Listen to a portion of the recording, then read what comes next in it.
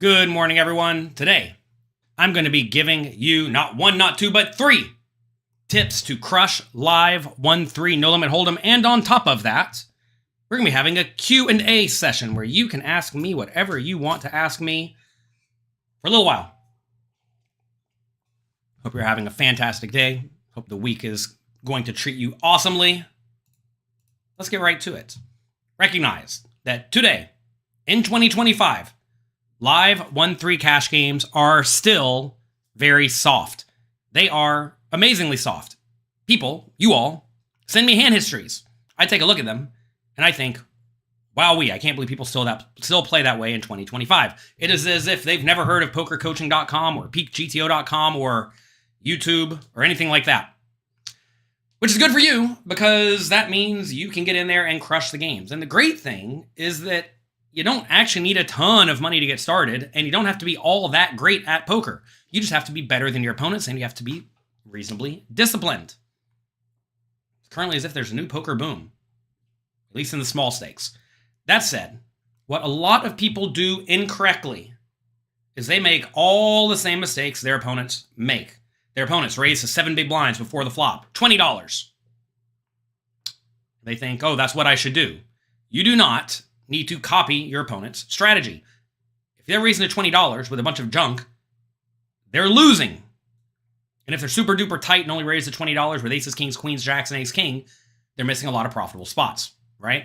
Don't copy the bad mistakes of your opponents. If your opponents always call the river because they want to see what you have, well, hate to break it to you, they're not going to win. Do not model your play after the play of poor players. Not monetarily poor, but strategically poor. Recognize that in the small stakes games, your opponents are probably not that good. You say, how can you say that, Jonathan? You don't know. Well, I know, because if they were good, they'd move up. Typically, almost always, poker players would rather win more money than less money. That's not always the case. I know some people are just comfortable in their grind, but most people, especially the really ambitious ones, really want to move up and make more money. And you make more money at 2-5 and 5-10 than you do at 1-3. So, get it out of your heads that your opponents are good, strong poker players in the small stakes games. If they were, they would have moved up. So, you need to make sure you're not making the mistakes that they are making. Darth Neela said you turned $60 into $2,200. Nice job. What do you think about adjusting before you sit down? You know the Rex play loosely preflop. Yeah, of course. You should always make a point to adjust to the things your opponent's doing correctly. And there's this concept of player pool tendencies that is certainly true. For example, a very obvious one in the small stakes games is that people like to limp with all sorts of marginal stuff, which is not a good play. When they limp, you should not think, oh man, they're limping with a good strong range to try to trick me. No, they're limping with a bunch of trash to try to see the flop the majority of the time. Not always, the majority of the time. And you can adjust to take advantage of that. When your opponents check raise you all in on the river in small stakes games, or even high stakes games, they're usually going to be erring towards value betting. Most people don't check raise all in on the river with bluffs nearly often enough. So when you value bet a pretty good hand, say, I don't know, bottom 2 pair, and they check shove you all in, fold. If you really want to take it to the next level, which is what a lot of the best players in the world do, they play tons and tons of hands at various stakes, and then run the GTO solver, not against another GTO solver, but against the player pool tendencies in general. Then they see what the new, call it solver output, shows to be the ideal strategy against players who make player pool mistakes. And then when they're playing, let's say $50 buy-in tournaments, they know the things that the people do wrong in general, and they just heavily lean into that. And that is often what the biggest crushers are doing. But using some common sense and using the solver, you can go through and figure out how to play a lot of the common spots to take advantage of the things your opponents are doing wrong. Tip number 1 to crush 1-3 live no limit hold'em is to use reasonable pre-flop ranges. Most players in most small stakes games are far too loose. Please, I can't say this enough. Do not model your strategy after theirs. Your opponents are losing poker players. Almost all players and the small stakes lose because quite often the rake is huge. If you're playing 1-3 no limit hold'em and they take $12 out of every pot, maybe 10% of the pot, if it gets to $120, they take $12 4 big blinds, that may not sound like all that much, but it's going to be hard to beat that game unless your opponents are really, really bad. When the rake is big, one adjustment you simply must make is to play tightly. You have to play tight, aggressive strategies when the rake is big, because every time you're splashing around and playing these small pots, your edge is not that big, right? If you play a 6-way pot, you're just not going to have that big of an edge. And whatever the rake is going to take away that edge the majority of the time. So you'd much rather play bigger pots with a big edge, which forces you to play tight, aggressive strategies. The rake takes you all. Most people like to donate at low stakes and complain about running bad. Well, many players do. What I have pulled up here are 8-handed charts, presuming there is no rake. We actually have 6-handed charts that presume there's a rake over here in peakgto.com. I just want to show you roughly what you should be playing, though. And I think these ranges are going to be nice for most live cash games. They may seem a little tight, but assuming there's a rake, these ranges are going to be fine. Assuming your opponents are not like good, strong players. So, under the gun, 8-handed. Here's what you can play. Blue folds, red raises. Notice, small pairs don't get to play. Feels tight, feels annoying, I know. You look down at a pair, you think, how can I fold a pair? But you can. Notice, ace, jack offsuit, king, jack offsuit, queen, jack offsuit, ace, 10 offsuit, all fold. Offsuit hands are bad from early position. Suited connected hands, also not particularly great. Now look, if you tell me, when you raise, you're only going to get re-raised by aces, kings, queens, and ace, king. And you tell me your opponents are going to play really, really bad post-flop. You actually know this to be true. And maybe the rake is not all that big. You can play a little bit looser. How much looser would you play? I'd play any suited ace.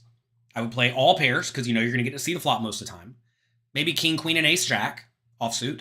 And then maybe king 9 suited, queen 9 suited, jack 9 suited, 10 9 suited, 9 8 suited, 8 7 suited, 7 6 suited, 6 5 suited, and 5 4 suited.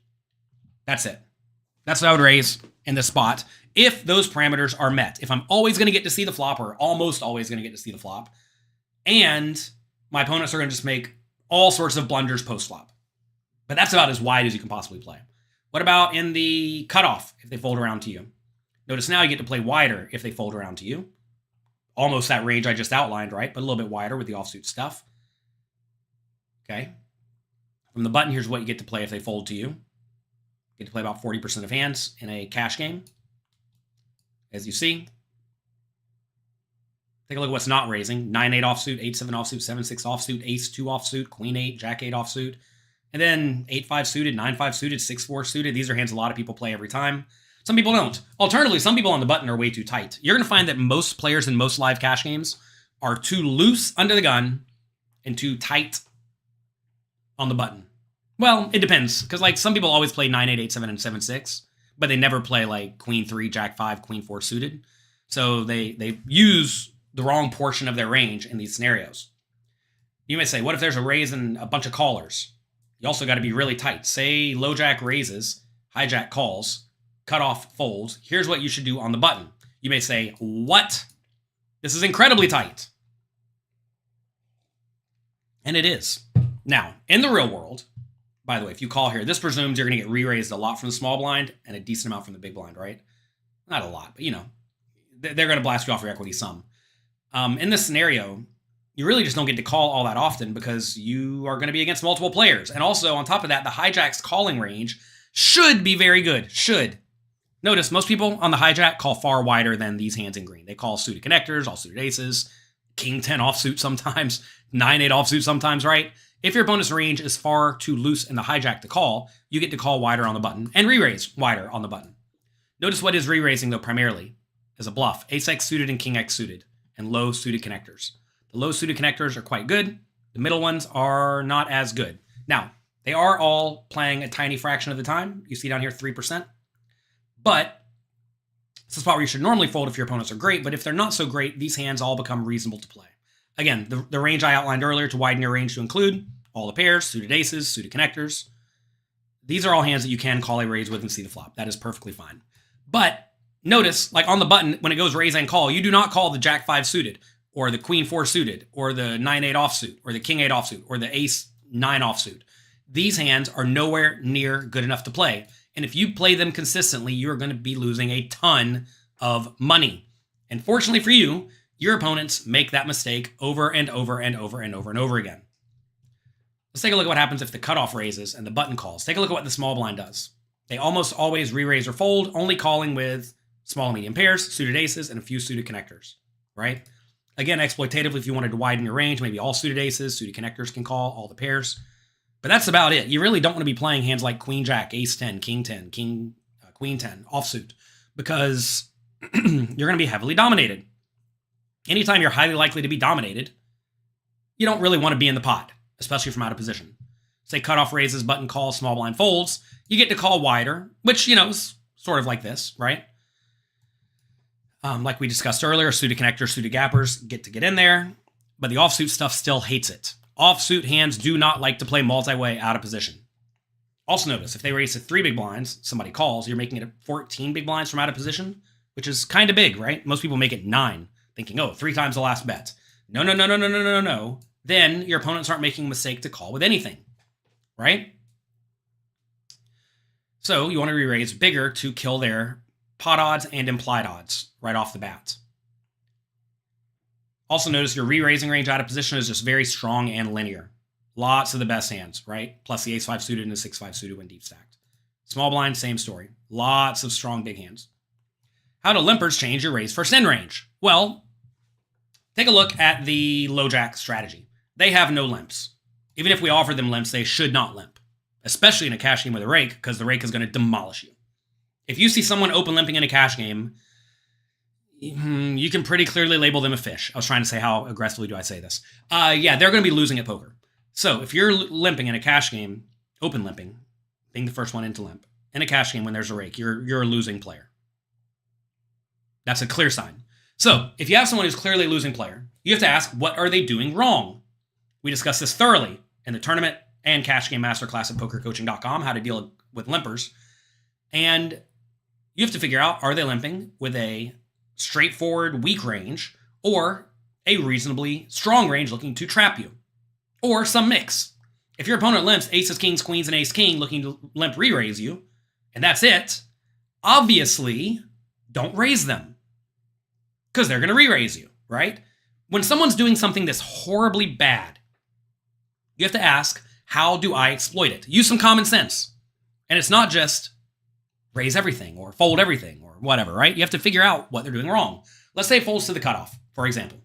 And let's say they raise all the pairs and all the Broadway hands, okay? Let's just pretend they do that because they're that bad.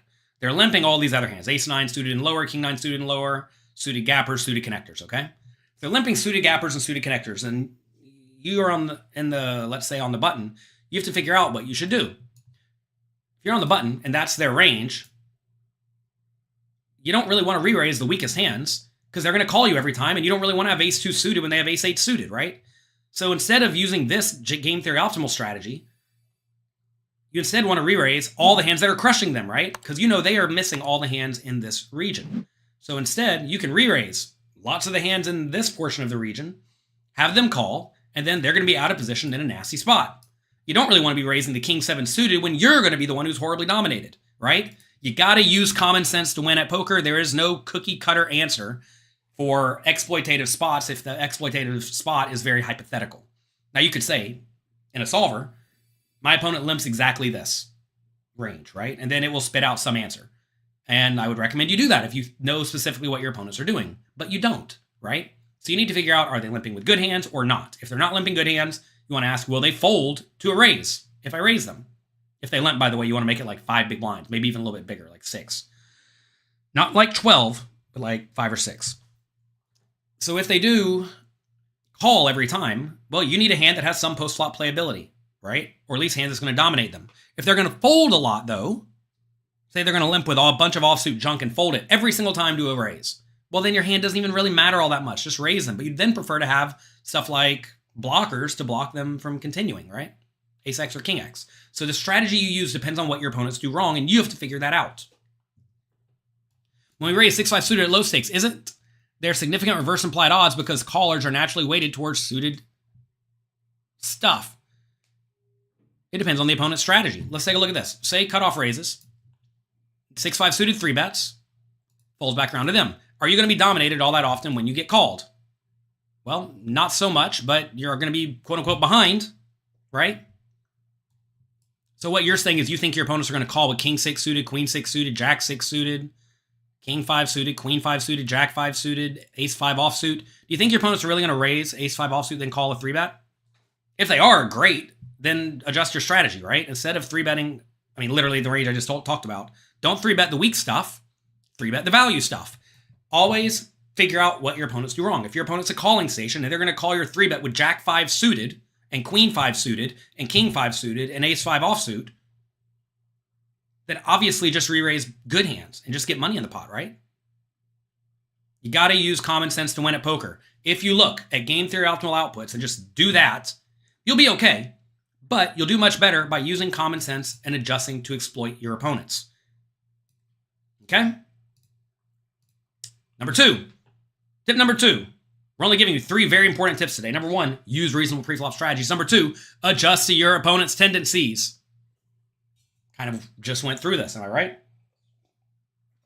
Preflop and postflop, your opponents are going to make mistakes. Once you are somewhat confident of a mistake that your opponent is making, you want to ask, how should I adjust away from GTO to crush my opponents? What do I need to do to crush them? That's literally what I just laid out for you in those 2 scenarios you asked about in the chat. I actually talked about this in these tiny little books I made on Amazon called Strategies for Beating Small Stakes Poker Cash Games. We essentially went through common mistakes people make in small stakes cash games and adjustments to make. In the advanced cash game course and the advanced tournament course at pokercoaching.com, take a look right down there. See that? Take a look. In those courses, we go through and adjust the solver for common scenarios you're likely to be in. For example, say your opponent continuation bets the flop too often. Let's say they continuation bet the flop small every single time. There used to be a poker player on the tournament circuit who's no longer playing the high stakes games, who would raise preflop and then continuation bet 100% of the time for a small size. He did that until he lost all of his money. So the question is what do you do about that? I actually didn't know the right answer. I had common sense back then. This was 12 years ago. I had common sense, which said, don't fold very often, right? Don't fold very often. I presumed you should actually raise a lot. And that's only half right. You should actually raise a lot when you have the range and nut advantage. And you should call a lot when they have the range and nut advantage. You should continue, call and or raise roughly the same percentage of the time, but you're way more aggressive when you have the range advantage and nut advantage, and way more passive when you don't have the range and nut advantage. Studying with the solver teaches you that. That's just one of the examples we teach in the advanced courses at pokercoaching.com. And I didn't know that, and it's probably hard to logically get to that spot unless you've studied GTO outputs a ton, because you would naturally know when you have the range and nut advantage, you raise more often. If those terms are unfamiliar to you, please go study. Please go study the tournament and or cash game masterclass at pokercoaching.com. They are mandatory, in my opinion, if you want to be able to roughly replicate the solver when you're playing. So you always want to ask, you want to think, okay, this player's doing this thing wrong. What do I do about it? And then have the courage, the fortitude to make the adjustment. A lot of players are scared. They're like, oh, I think they're bluffing, but I'm just going to fold my top pair anyway. No. Don't do that. Next, you got to keep a reasonable bankroll. A lot of small stakes players don't listen to this. They think 1-3 means you need $300 to go play, and that's it. Some people think it means you need $100 or $60. If you are crushing 1-3 no limit hold'em, you're going to be winning about 25 big blinds per 100 hands, which means this is actually a 1-2 bankroll. My apologies. You need about $6,000. This presumes 1-3 again, or 1-2. I apologize. I copy and pasted this from pokercoaching.com/bankroll. There's a nice article there that explains everything you need to know about bankroll management. You need about $6,000 if you are crushing the games. If you're barely winning, like say you're a small winner online, you're winning 3 big blinds per 100 hands, which is a barely winning player, you need a lot of big blinds, like 10,000 big blinds. Okay? You need a big bankroll if you're barely winning. Now, if you're losing, no amount of bankroll management is going to save you because you're going to lose. Hate to break it to you. You got to get good at poker. You need to study poker and get decent. Recognize that even if your opponents are bad, you will still have downswings. So prepare for them. Get used to them.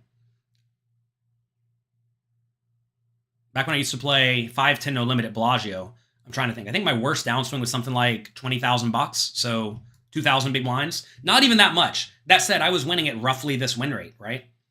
And I was playing a high variance strategy. I'm not afraid to call it off and whatnot. And we were playing slightly deeper games, so that's going to make you want a slightly bigger bankroll in general. But you're going to experience 2,000 big blind downswings if you're playing a lot frequently. I mean, I would play 70 hours a week for like a year, you know? Like I was grinding hard. And when you put in a lot of volume, you'll inevitably see the worst swings you should expect to experience because that happens. You'll also have sick upswings, right? I mean, there was one month I think I made like 65K playing 5-10. I'm like, what in the world is this? Just like winning every hand, you know? So you're going to have upswings, downswings, but you need to make sure that you are properly bankrolled. So those are 3 tips. I'm going to leave that there, and you all can ask some questions. While you are thinking about questions to ask, I'm going to go through and play around on the solver on peakgto.com. I'm going to make mistakes in this because I have not really been studying cash games a ton. I've been used to loose, splashy tournament ranges. But what I want to do today is I want to look at spots where we're going to play the full hand in a cash game, 8-handed. What seat should we be in? Let's be on the button. Let's be against the big blind versus raise first in. We could study specific boards, but let's just do random boards for fun. If you really want to drill specific spots, you would go through and do paired boards, suited boards, ace, low boards, etc. Click on our hands. Let's give us only reasonable hands to begin with so that we don't just get dealt a bunch of trash and have to fold a lot. I only want to see the opponent's hand when we get to the showdown. I don't want to do a time bank, although you can do a time bank to help more closely simulate real world, because I might want to talk about something. If everyone uses GTO, shouldn't it become useless? Fortunately for you, no one uses GTO, or almost no one plays perfect GTO. But if everyone plays perfectly, yes, everyone will lose the rake. Fortunately for you, literally no one in the small stakes cash games is playing anywhere near GTO, which is great for you. Thoughts on the $1 million game tournament yesterday? I don't even know what that is. Fold the 10-7 offsuit. 10-3 suited. Fold. Fold, fold. Jack-3 suited. Do we play this one? I don't know. Fold. By the way, you can go down here and click to see our preflop range. So you see here on the button, this is what we play. Notice 10-4 suited, 10-3 suited fold, Jack-3 suited folds, Jack-5 suited plays, though. You got my book on the low stakes, says Andres. You're improving every day. Glad to hear it. Jack-5 suited. We raise. Big blind, 3 bets to 12 big blinds. What do we do now? You can actually go through here and click and take a look. So if we raise, small blind folds, big blind 3 bets, we're obviously going to fold Jack-5 suited. My question is, whenever you are studying solvers, by the way, you always want to be asking yourself a lot of questions. Like, right here, I did not know what the weakest hand we should call with was. I thought it'd be like King-5, King-6 suited, and turns out that's right? But I didn't know definitively, because like I said, I haven't really studied these charts. I've been really in the shallow and medium stack tournament grind mode because the World Series coming up. Anyway, fold this one, of course. Ace-7 offsuit, raise it up. Remember, we fold the Ace-2 preflop. Ace-7 offsuit, fold again. We're raising and folding, raising and folding. Has that ever happened to you? Where you raise preflop and you have to fold to the 3-bet over and over and over again? All right, this time they call. 9-8-3, they check. Should we bet the Queen-10 offsuit? And if so, how much? This is a very dynamic flop, meaning there are lots of draws available. Anytime the flop is very dynamic, I think you typically want to bet on the bigger side when you do decide to bet.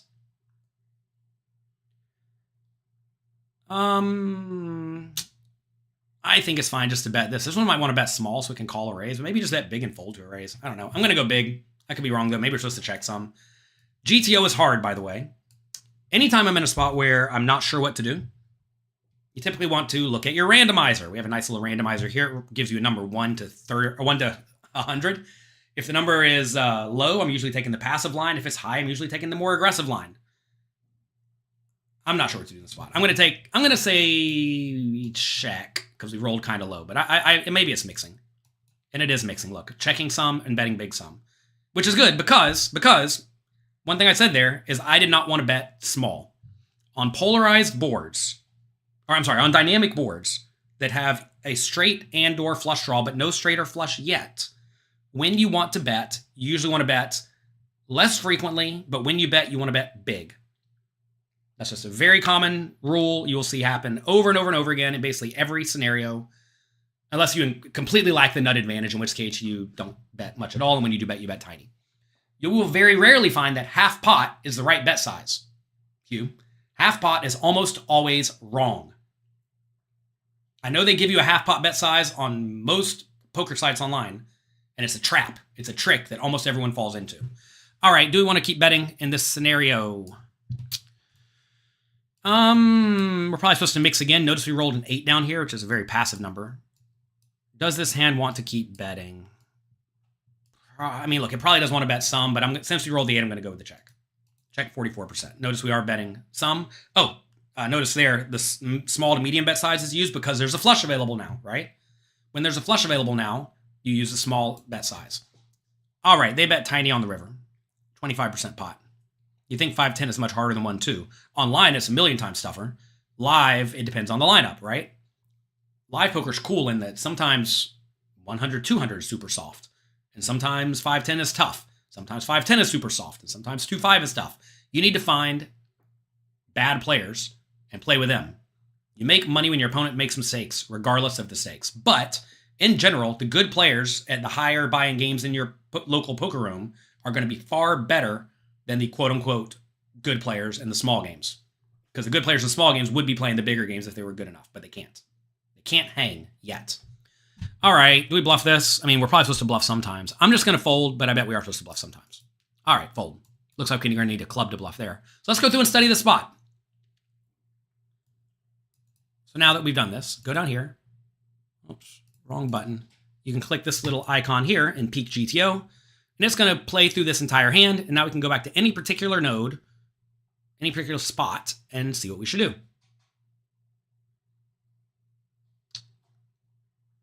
All right.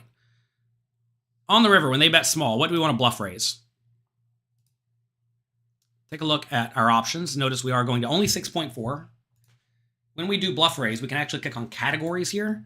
We have quads, flushes, trips, overpairs, and top pairs. And then a little bit of bluff with mainly the ace of clubs and king of clubs, which is pretty cool.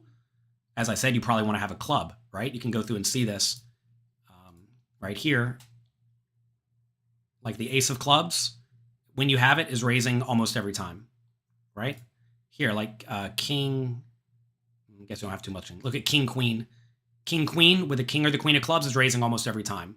Whereas what do we have? Queen 10, no club is raising never. Right? Queen 10, no club is raising never. Queen 10 with a club is raising sometimes, right?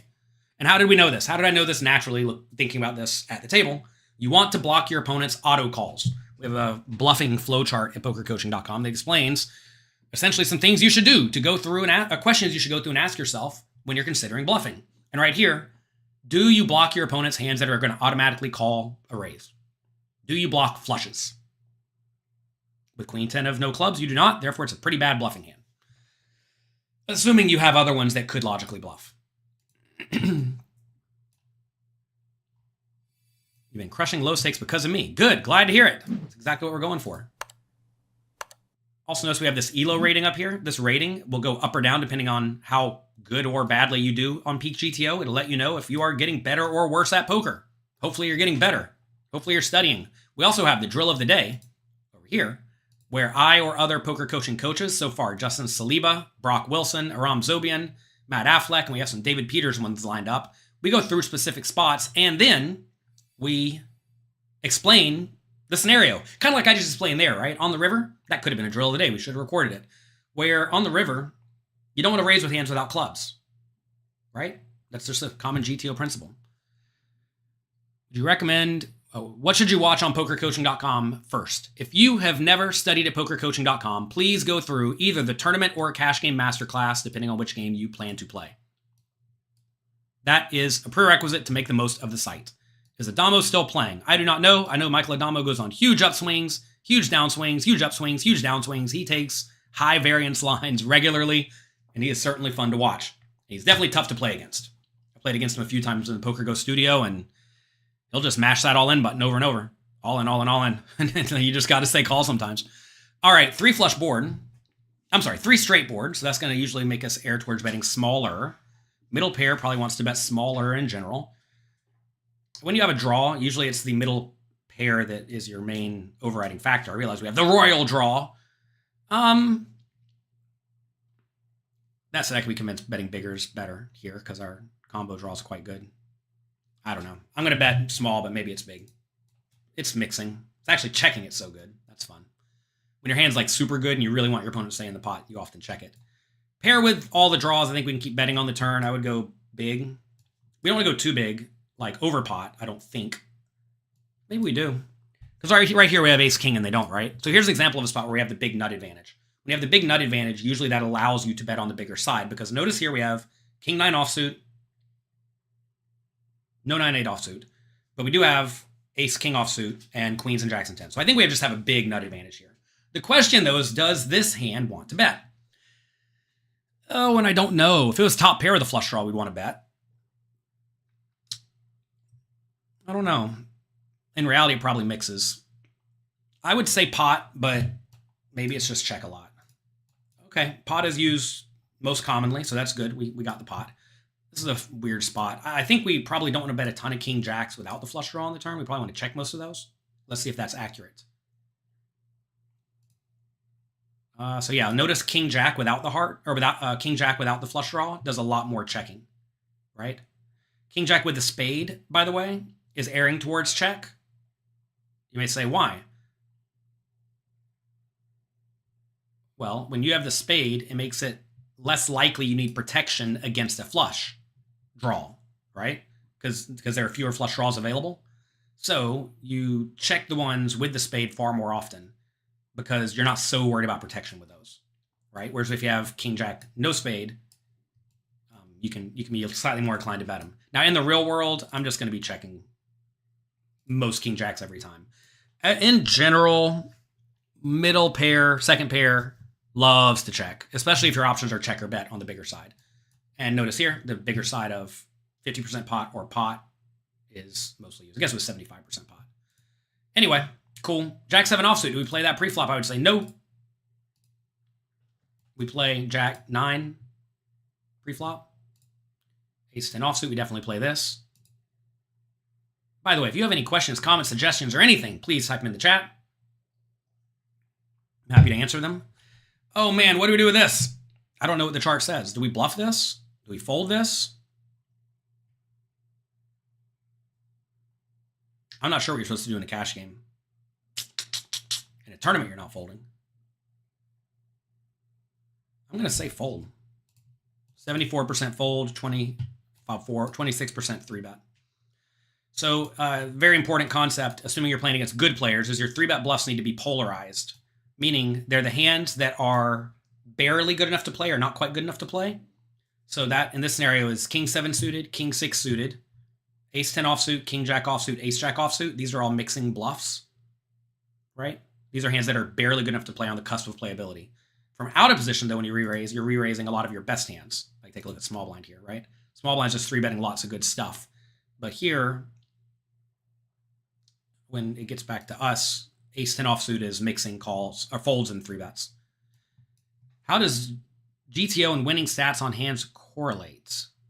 GTO and winning stats. I'm not sure what you mean by that. I mean, look, you can actually win at poker using all sorts of strategies if you're exploiting the things your opponent's doing correctly, right? So you can have wild stats. You can have some stats that are like super tight and passive. You can have some stats that are super insane for players like online, I guess you're referring to. And both, like all sorts of strategies can win. The thing is, though, is if you put those strategies against GTO, they're going to get smashed because they're not playing GTO poker at all. They're playing some sort of exploitative strategy that happens to be working against their particular opponents. Have we gotten every single thing right so far? We are running hot. We are running like the sun. I'm going to guess fold on this too, but it might be call. Fold or call, mixing. Good to see. Whenever you are going through the solver, by the way, and like you need to be almost vocalizing what I'm saying. Like right here, like vocalize, I think this is a close spot between call and fold. It's probably mixing, right? And once you get to that stage and you're getting a lot of those right, then you need to really start leaning on the randomizer, right? Because then, like say it says a 99 on the randomizer, you probably want to take the aggressive line and you're going to be right a lot of the time. And if it says really passive, you want to take the passive line. You're flying to Vegas next week. What casino is good for 1, 2, and 2, 5? Probably Aria, Bellagio, or Palazzo / Venetian, or Wynn. Those are your best choices. I mean, I haven't been to Palazzo's new poker room yet, but it seems pretty nice. Wynn's also very nice. Those are where I would go if I was first to do that. Wynn or Palazzo.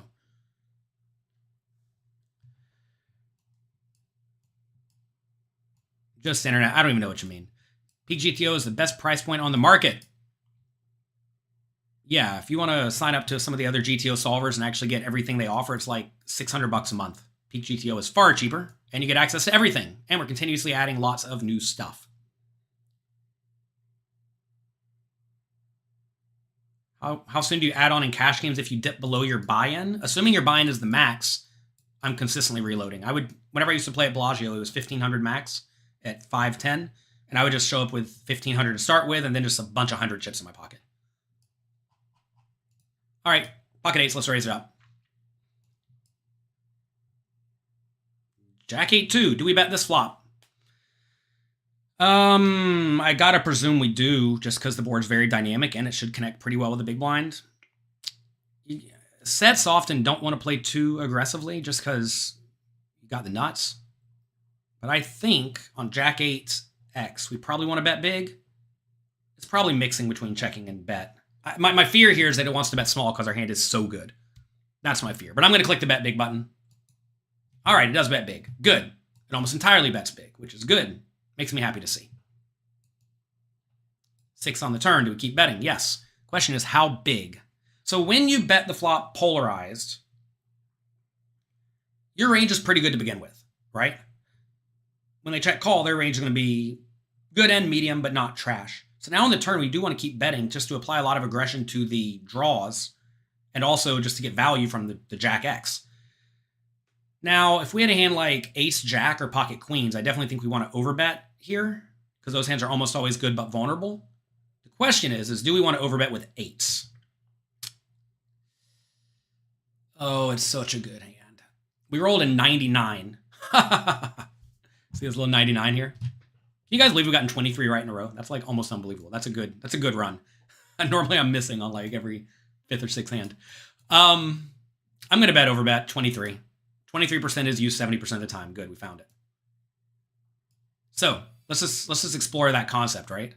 Again, this could be a drill of the day.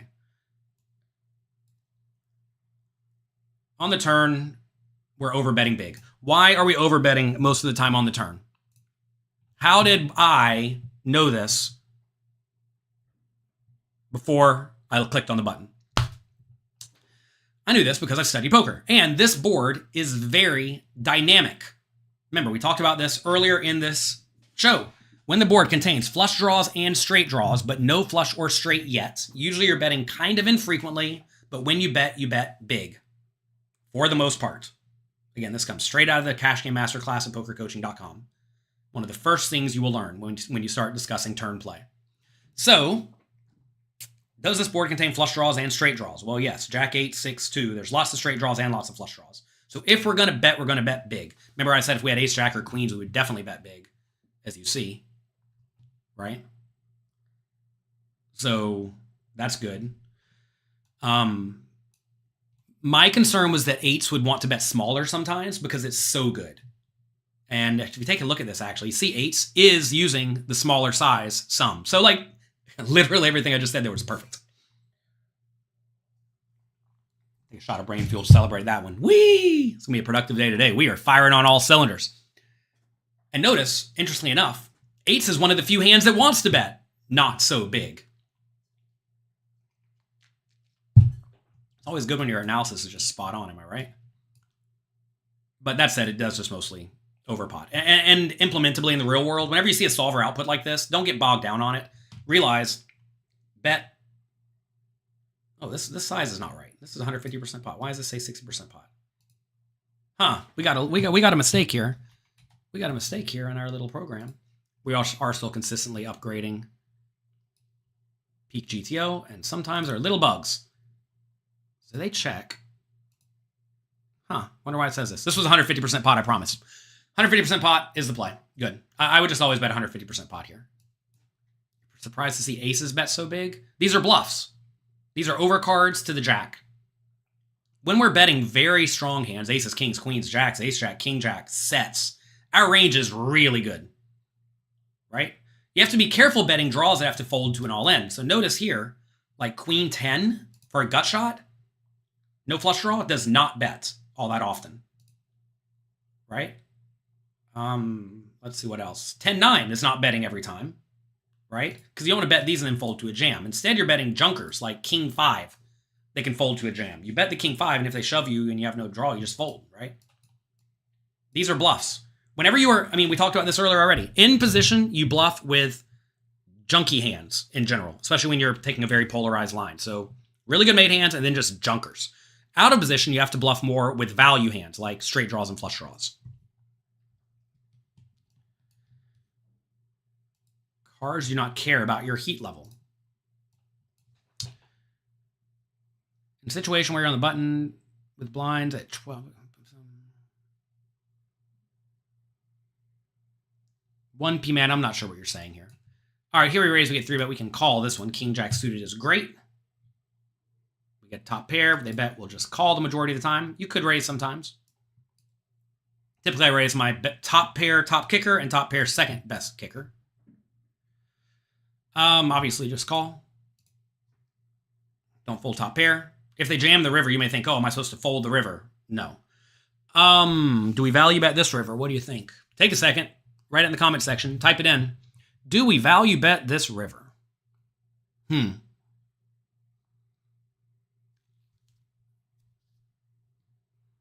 By the way, if you are in position on the river, the smallest bet size you should ever use is roughly half pot. Notice here, if we bet roughly half pot of 40, that's pretty much all of our money anyway, so we only have one bet size option. You cannot bet 8 big blinds here to try to get called by some trash. Because if your opponent's decent, they're going to check shove you all in some portion of the time, and that's really, really bad.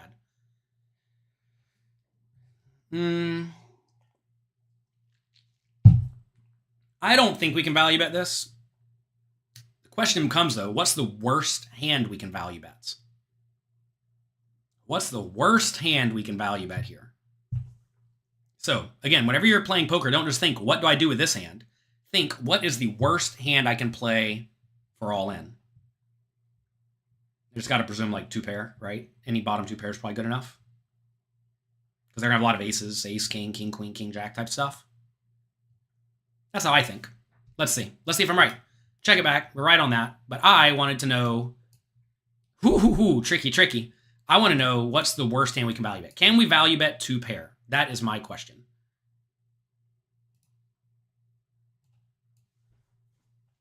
Ace king with a heart, maybe. We're not going to have very many ace king with heart because we did not 4-bet preflop. All right, on the river.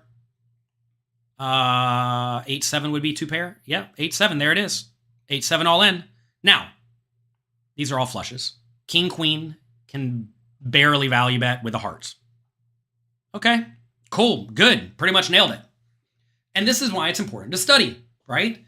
And how did I nail it? Honestly, I probably got a little lucky, but that is how you go about studying these situations. What's bluffing here, by the way? Notice we are going to be bluffing with the ace of hearts, queen for sure. Notice we have no other offsuit stuff. We're bluffing 5-4, bottom pair. Bluffing pocket 5s, all of them. Pocket 6s with a heart. These are hard to find, by the way. But notice these block straights and they block sets, which we'll auto call. And they block flushes a little. So that's cool. That's about it. I guess we have some low ace X, not very many at all, but we have some low ace X's bluffing, like tiny fractions. It doesn't really count. Very few players will check shove small bets at 2-5. Yeah, look, if your opponents literally never check shove against small bets, then value bet thin. But you better know, because if you ever get check shoved out of your seat, it is a disaster because you have a hand on the river, king jack, that has a lot of equity that you give away by folding to a check shove. And you got to be confident in your reads.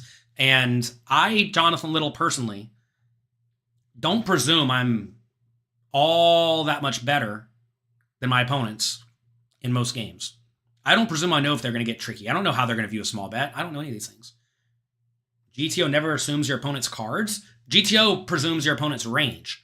GTO presumes your opponent is checking with this range. This is the cards it presumes it has, as played in this manner. Notice they do have some flushes. Look at all these flushes in their range. Ooh, tricky, tricky, trappy, trappy. That's because they have a lot of other weaker stuff in their range. Anyway, let's do a few more before we wrap it up today. Queen, 10 of hearts, obviously raise. Rolled a 2. We'll bet frequently and small on this board. 40% bet. Oh, look, it's actually mixing. I would have bet small every time with this hand, so maybe that's a bit of a mistake. Turn 9, do we keep betting? Probably not. All right, mixing small bets again. Okay.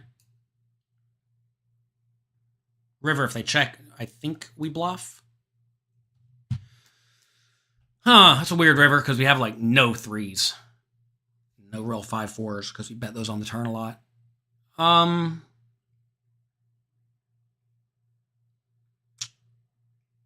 mean, we'd rather have a diamond, right? Is this hand bad enough to bet? I think it is. So look, right here, we're trying to get king high and a 2 and a 3 to fold. That's what we're trying to get to fold, right? This is a tricky one. I'm probably going to get it wrong. Because I bet it's either like bluff a lot or not bluff a lot. This is probably like not much mixing. So using the bluffing flowchart, do we have any showdown value? Not really. So that's not good. But do we have relevant blockers? Like, no, not at all. To the opponent's nuts. So we have like a bunch of conflicting problems here. I'm going to say check. Actually, am I going to say check? The problem is like a lot of our weaker hands bluff the turn, right? No, I'm going to bet. I'm going to bet. I'm going to bet. And I'm going to bet half pot here. Or I'm going to bet a half or 3/4 is probably good. I don't know what to do. How much does an ace want to bet? That's the question. How much does ace queen and ace 10 want to bet here? 3/4 pot. So like right here, you're saying you want to bet huge Pac-Man, but like if we had an ace and we didn't bet the turn, we definitely want to bet the river. Ace is always good. We have, I mean, I don't know. I just don't know. I'm going to go 3/4 pot. I've convinced myself, but it might just be give up. 83%. Nailed it. I mean, are we on fire today or what? They still call us. We lose. But that's a weird one. But we found it. We found it. I'm looking like some kind of savant here today. Really not, I promise. So how do we find 3/4 pot with this hand? I said with the ace X we want to bet. Is that right or is that wrong? That's actually wrong. Do we even have any ace X? So ace X is too weak to bet here. Okay. So I wasn't really right with my analysis. But.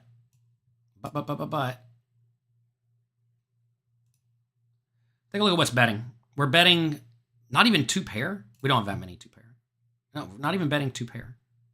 Oh, is that right? On the river, they check.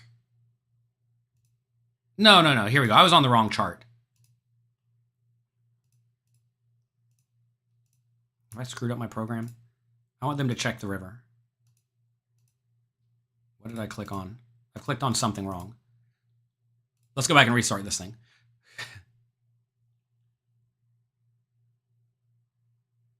I've clicked so much, I've clicked myself into a hole. All right.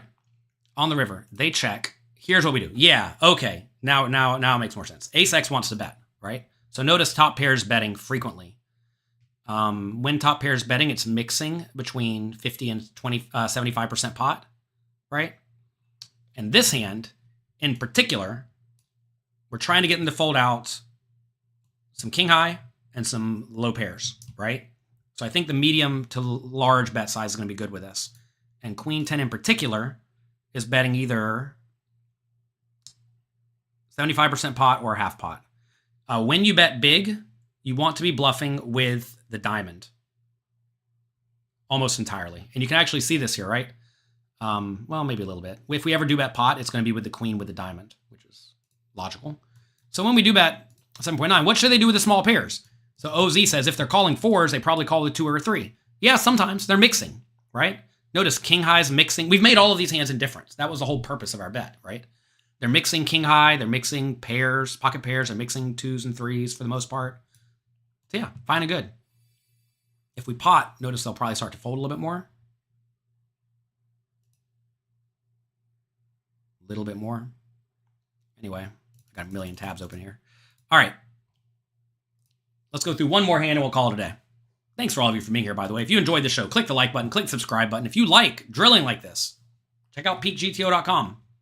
Please, we've been working tirelessly on this for about a year now, and we have a whole lot of updates coming on a regular basis. 2 pair, straight and flush is already there.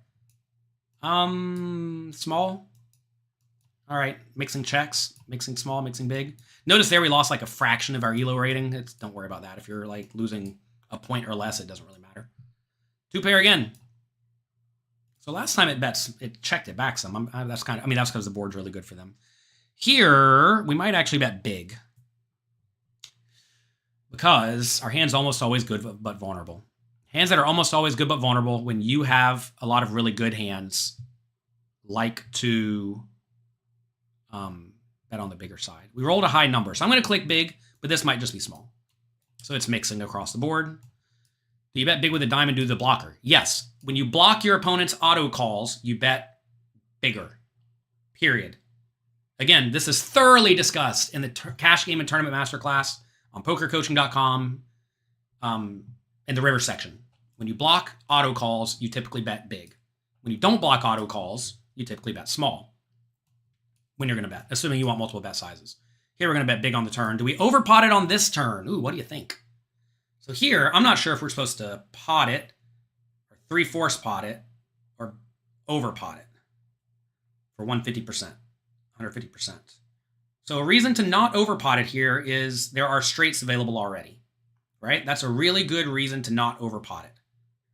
That said, our hand is almost always good but vulnerable, so that's a really good reason to overpot it. This is kind of like pocket kings or ace queen.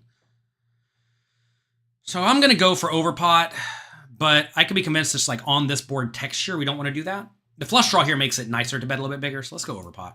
Oh, we got it wrong. It wants to check. Oh my God. We lost our rating. We lost our fire. We were like 30-something in a row right. Oh, disaster strikes at the end of the stream. 2 pair is a funny hand. Because when you have 2 pair, you really like block a lot of stuff your opponent can stick around with. What's it want to do here? So look, Jack 9 suited is mixing between check, pot, and a little bit of overpot. Jack 9 offsuit is mixing pot, half pot, I'm sorry, pot, 3/4 pot, and check. So we went with overbet, and that was just too greedy. You know, I told you, I said it very clearly. The Jack 10-9 flop does not like overbet because there's a straight already available. Again, this is a GTO principle that overrides a lot.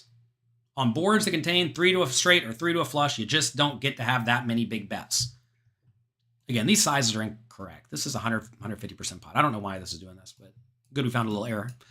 It's always good to bug test. By the way, if you all find anything wrong with Peak GTO, send us an email, please. We have a team dedicated to making everything work properly. And, we're continuously working on it. So, in this spot, what does Queen 10 do? Queen 10 bets big. So look, not a lot of overbets is being used. This is the overbet size. Just not a lot of overbets. Notice Kings is doing it.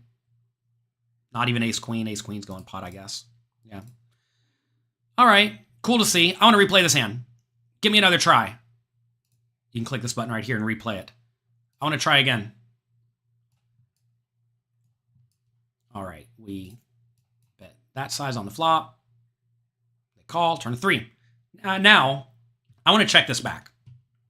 And this is how I can go about exploring, right? So we know we check this back a lot. And we go to the river. River 7. They bet small. Do we raise now? You cannot upload hand histories yet. We may have a range builder feature in the future if we feel inclined. That said, we have the range analyzer at pokercoaching.com. You should definitely check that out. It's a free tool in the tools section. Go to pokercoaching.com. On the left-hand side, there's a tools section. The range analyzer is already there, completely free. I mean, we got to raise, right? And we got to raise small, like 15. By the way, 15 is small. When your opponent bets 4, this is not so big. I'm going to click raise. Is our hand too weak to raise for value? It just can't be against a small bet, right? It just can't be. All right, so it wants to call or raise small. They fold to queen 5. Tough one. I thought it was close between call or raise small there. Let's see what GTO says. In the real world, I'm definitely raising there, by the way. In the real world, I think the opponent in the big blind, when they bet small, they're mostly going to be betting queen X and jack X, which is actually what the GTO solver is doing a lot of the time, right? Notice their categories here. They're betting with top pair, 2 pair, a little bit of nuts. It's a little bit deceptive.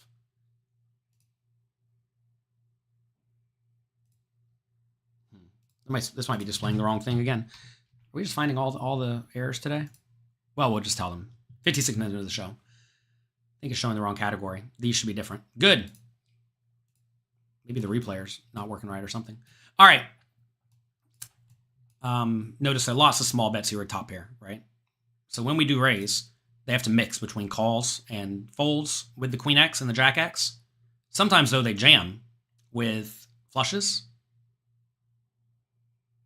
right? But they also jam sometimes with some nasty ones like the queen 10 as a bluff. Queen 10 with the queen of hearts, right? King, queen, queen of hearts. Cool bluff spots, right? Will the people in the real world do that? No, they will not. Notice we, with our jack 9s, are mixing between calls and raises. Who said that? Raise with a heart. Yeah, raise with a heart, flat without. That was naturally what I was thinking, and it does look like that's about right. So cool. That's it for today. Hope you enjoyed today's stream. Click the like and subscribe button before you go. Click the notification bell. Make sure you check out pokercoaching.com right now. We have a study session happening in our Discord led by Louis Philippe, who's been here the entire time. He's been teaching people to crush the games. Every week someone else is winning a tournament or having some big cash game win, and that makes me happy to hear. Good luck. Have fun. Thanks again. Check out peakgto.com, please. I'd appreciate it very much. I'll talk to you next time. Bye-bye.